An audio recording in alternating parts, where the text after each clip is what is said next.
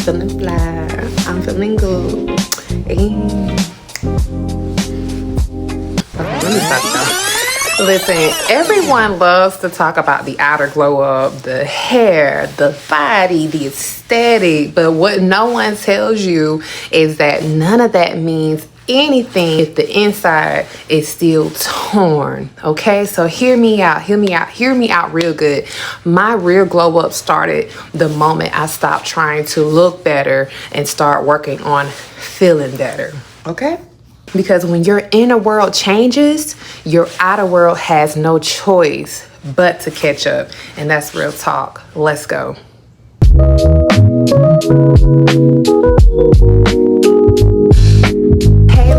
So first of all, y'all, I'm feeling real good in this video. I am loving the topic first and foremost, okay? Because I hope this topic really helps a lot of y'all, because, man, this topic is near and dear to the heart, okay? Anyways, you know what it is. Welcome to the Solo Woman Collective. I'm your girl, Laquana, creator of the Detachment Diary.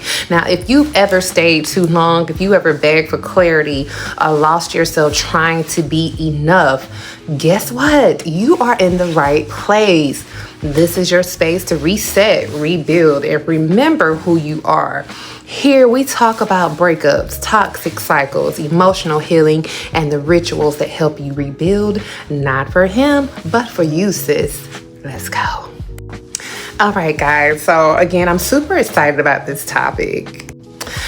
These are the 5 things that I did to start my inner glow up. And I started this particularly,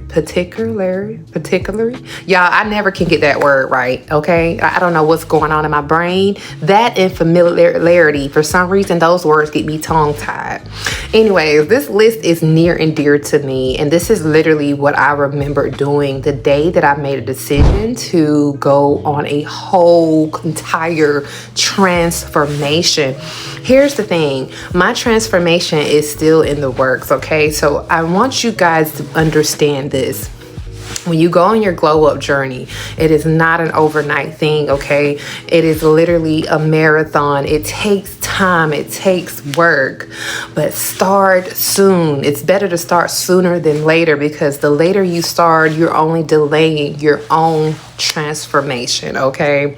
All right, sorry, I be getting text messages on my phone, y'all. I need to get a camera, okay? The first thing I did is, y'all, I made a list of everything that I wanted to change. I made a list of everything I wanted to change. So I sat down and got really radically honest with myself. Y'all, like, I just let it out. I prayed over it first, but once I prayed, I literally just did a whole entire brain dump. It was not just about what I wanted to change on the outside, because that was a part of it too. Of course, you know, we all have our little weight loss journey, get a snatched waist, bigger booty, but it was definitely more so about me wanting to heal in the inside. I wrote down everything, y'all. My habits, because I had bad spending habits. I'm not ashamed to say that, okay? Like, my credit was not good. I knew I wanted to work on my credit. Even relationships, like, I became very distant with a lot of family members and friends. My mindset, routine, even the way that I spoke to myself, y'all, like, I remember, like, literally having to reframe my mindset and teach myself to talk to myself nice, okay? Because I was always the person who would beat myself up about every little thing, and I was a I can't person, and I want this, and I'll never, like, y'all, all of this is so true and real. Like, I literally remember going through a journey where I had to put sticky notes everywhere as a reminder to reframe a negative word into positive. And I remember journaling every single night something positive about myself and listing it.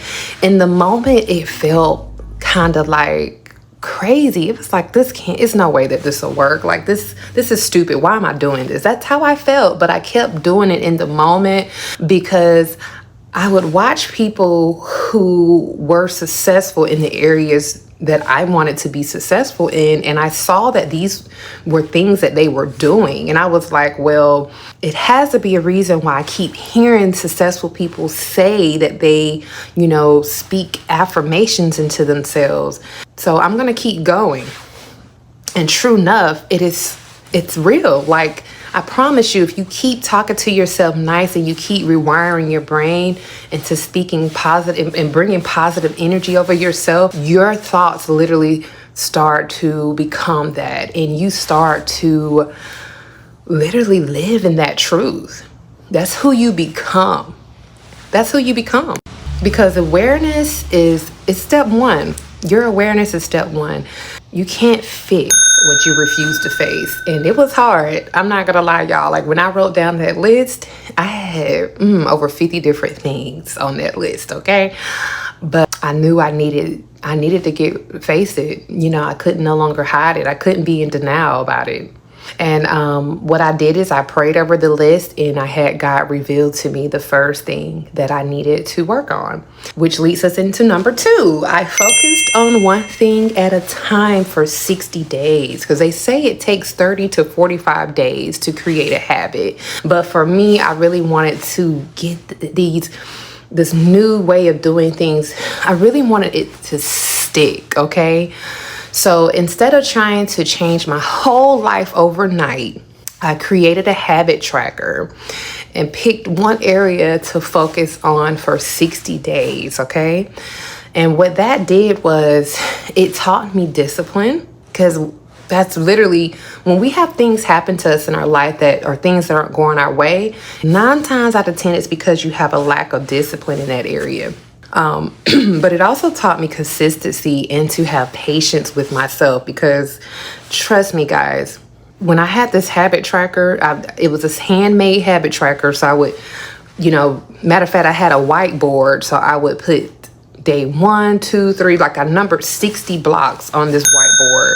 And every block didn't get checked off every day. Like, I remember 4 to 5 blocks not being checked off, consecutively.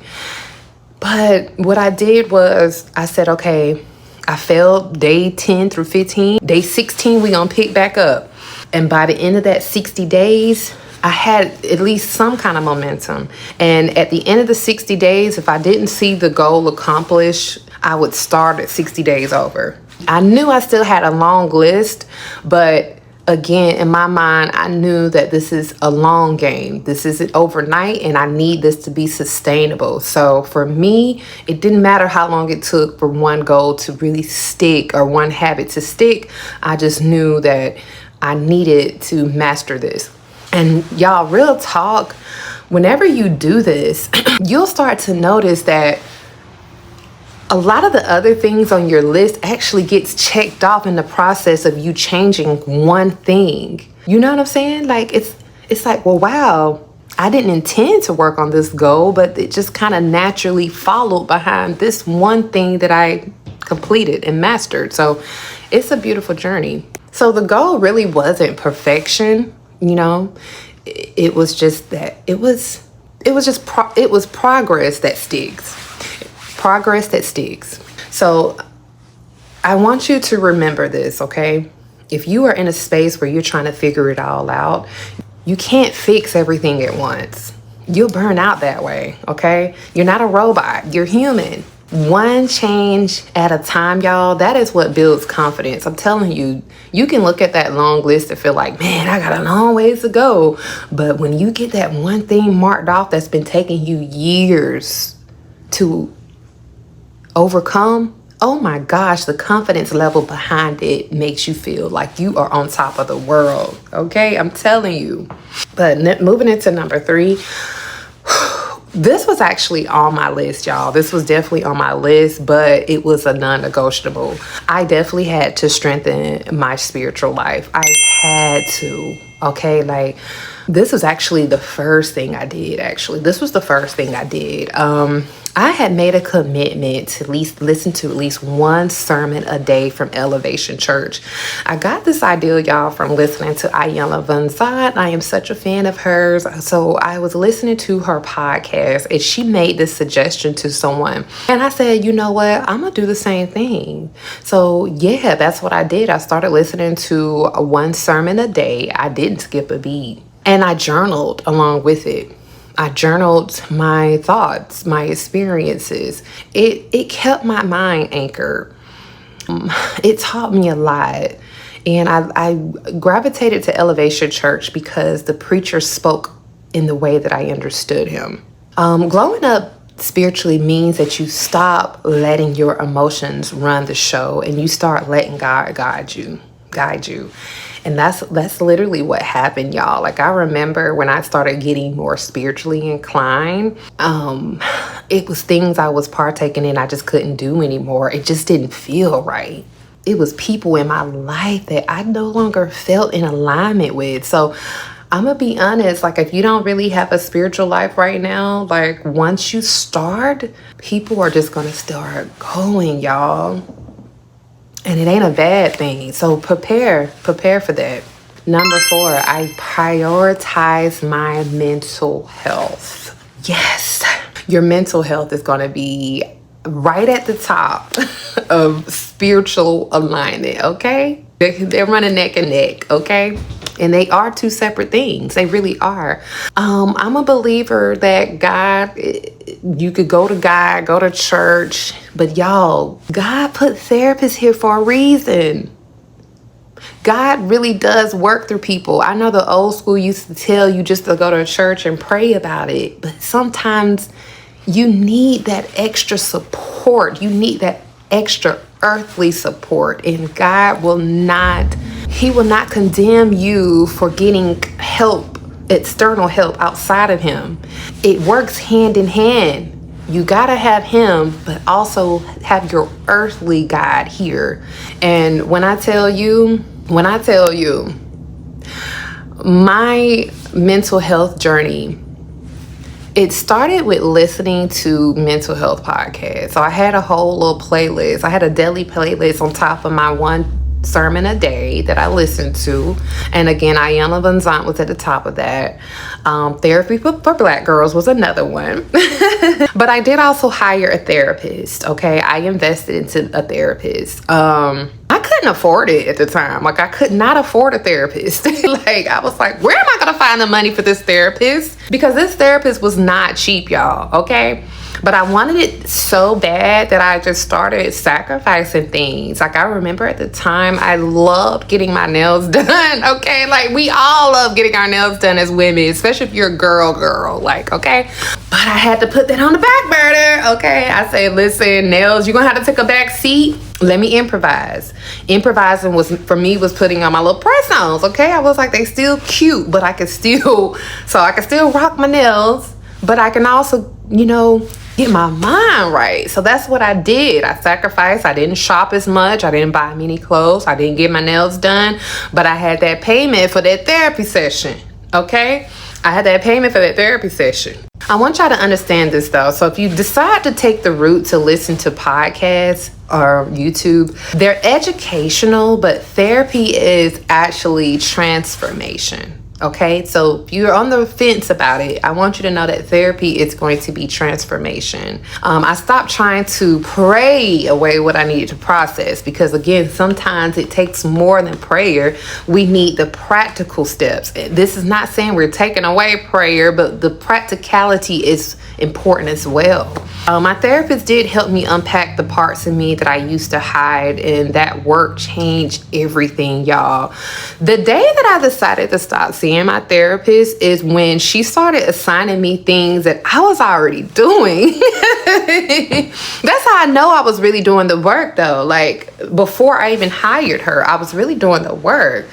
There were apps that she had me download, and I was like, wow, I actually already have that app. And it was a few other things she was telling me to do that I was already doing. And I was like, ooh, you know what? Yeah, I'm getting there. So yeah, I stayed with my therapist for a while, but then I eventually transitioned into, different things and, just building myself up in other ways. But yeah, if you're starting out, please do not shy away from getting a therapist. It helps. Last but not least, guys, so this is, oh my gosh, something that I've always wanted to do, but I struggled with so bad all of my life, okay? I felt like all my life I had to fight. But this is something a lot of us are struggling with. So I created routines that protected my focus, y'all. A lot of you guys' problem will be solved if you simply get a routine in your life. Get you a schedule. A lot of y'all are trying to remember every single thing, and you're trying to juggle what your to-do list. Some of y'all don't even have to-do lists. You're just coming and going. You're just taking everything day by day, and that is why things are going missing in your life. The ball is getting dropped in certain areas because you don't have structure. And I cannot explain to you how much a morning and a night routine had changed the game for me. I knew I had always needed it because I woke up in the mornings just feeling so like everywhere. I got tired of feeling like that. I said, I need to feel grounded. Now, I get it. Not a lot of us have enough time for morning routines, but you actually do. Let's be honest. If you will start getting up a little bit earlier in the morning, okay, before everybody else, you actually do have more, you have time. Okay. So again, this is where that structure comes in. A lot of our time is taken up with watching TV, scrolling on our phones, just doing things that are unnecessary. If you actually do an analysis of your entire day, or an audit, do an audit of your day and see where a lot of your time is going. Because I did this, y'all. I actually did this. Like, I actually set a timer, and I know this is extreme, but this is how important this was for me. I had a timer go off every 30 minutes. Every 30 minutes. And at that 30-minute mark, I would write down what it was that I was doing at that moment. And I did this for 1 week straight. At the end of the week, I looked at that list and I was able to see where a lot of my time was going. So when I did that, I was able to start inserting those times with things that were more fulfilling, more purpose-filled, and things that would help me on my journey. Okay. A lot of that stuff is distractions. A lot of that stuff is distractions. And I realized that distractions were keeping me in cycles. They were keeping me in cycles, y'all. Again, like I said, scrolling, that is something a lot of us struggle with. And I actually still struggle with scrolling. I don't scroll as much as I used to, like mindless scroll, but I still scroll. And that is a lot of time wasted. Scrolling, drama, old connections. I always felt like I didn't want to burn bridges, but some things you got to let go. But anyways, I built routines that made peace my default. Morning journaling. Yes, I had to journal every morning, y'all. I had to meditate and pray every morning, and I did not miss a beat. That actually made that part of my habit, my 60-day habit routine. I had digital detox days, work blocks with music instead of me and my DMs. Understand this. Structure doesn't restrict you, it frees you. A lot of y'all scared of structure because you feel like it's going to take away from your spontaneity. No, actually, it allows more opportunity for that, because whenever you are ready for those spontaneous moments, you don't feel as guilty because you know this is already taken care of on the back end. It feels more relief. It gives you more relief. Let's just put it like that. Okay. So at the end of the day, y'all, the truth is your glow up, it starts the moment that you decide that you are tired of surface level change, which is, like I said, your hair, your skin, and your style. As a woman, I'm not saying these are not important, because it's important. Our hair is our crown. Your skin provides confidence, and your style it creates identity for you, but they are just all reflections. The real transformation, y'all, is your peace, your discipline, and most importantly, your faith. That is where the real transformation happens. And y'all, as I'm like doing this video, like, it's giving me life in itself right now. It's giving me life because I showed up today very tired, feeling very sluggish. But this video has it literally has reminded me of why I am doing what I'm doing. Man, I feel good. When your spirit glows, y'all, everything around you starts to. No more bad days for no reason, angry for no reason. Like, everywhere you go becomes a smile. You never meet a stranger. And it's not like life is perfect, but you're like, why spend my days angry? Why? We don't know when we're going to leave here. So why spend the rest of my days angry? So if you're in your inner glow up season and you need women walking that same path with you, I would love for you to join my free community. It's called Don't Text Him, Join This Group Instead. That is where women like you are healing and detaching and building from the inside out, y'all. And I have a lot in the works for this community. I'm super excited, super ecstatic about where I'm going with this community. I have a lot planned. So yes, if this video resonated, I would love for you guys to hit the subscribe button, leave me a comment below. Let's keep the energy going here. Watch the next video to help you on your journey, and stay tuned for the next video. I will holler at you guys later. Bye. And I'm trying to think, y'all, next time, do I need to be like more centered over here? Because I don't know, I kind of feel like I'm just like off-centered. I don't know, y'all. Anyways, I'll see you in the next video. Holla at your girl. Bye. Oh my gosh, I just finished.